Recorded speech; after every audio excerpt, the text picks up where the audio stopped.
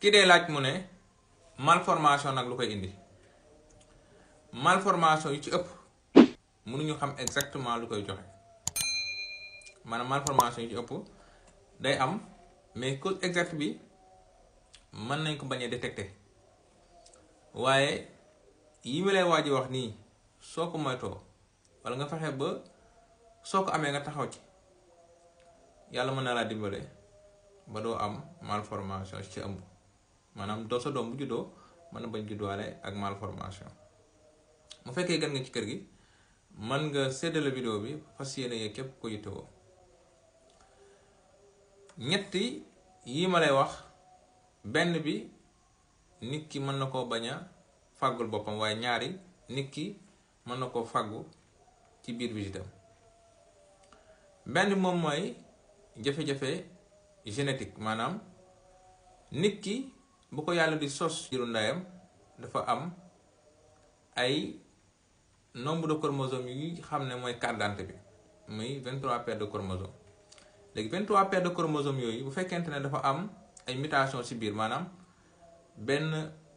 chromosome fell dem ci benn chromosome wala mu am altération maanaam benn chromosome yàqu am day manqué su boobaa mën na jur malformation boobu yàlla rek moo mën a xam ndax nit ki dana ko judduwaale du ko judduwaale wala ñu détecté ko waaye day jafe lool ñu mën ko faggu.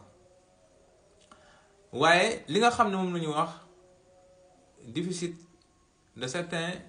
micronutriments ci mel ni acide folique nit ki ci biir ëmbam dañ ko bindal ay fer ak ay acide folique yoo xam ne da ko war a jël pour mu aar ko ci manque d'air mais également ci malformation. bu fekkente ne yaa ngi fexe ba say fer ak garab yi lay bindal yaa ngi koy naan normal yàlla mën laa dimbale ba sa biir ëmb bi du am malformation. beneen bi moom mooy bu fekkente ne da ngay def ay visite bi na lay analyse nga def analyse yépp parce que ci biir analyse yooyu da ci am ay feebar yoo xam ne boo ko amee ci biir ëmb soo ko teel te traité mën na jural malformation. mën nañ cee lim toxoplasmose mën nañ cee lim rubéole yooyu ay feebar la yoo xam ne nit ki su ko amee ci ëmb bi xamu ko traité wu ko teel sa jël ay matuwaay yàlla mën naa bu amul sens mën na ci am malformation ci buy am doom. tontu bi loolu la woon bu fekkee am nga yeneen laaj mën nga ko bàyyi ci commentaire yi pour yeneen vidéo jërë ngeen jëf.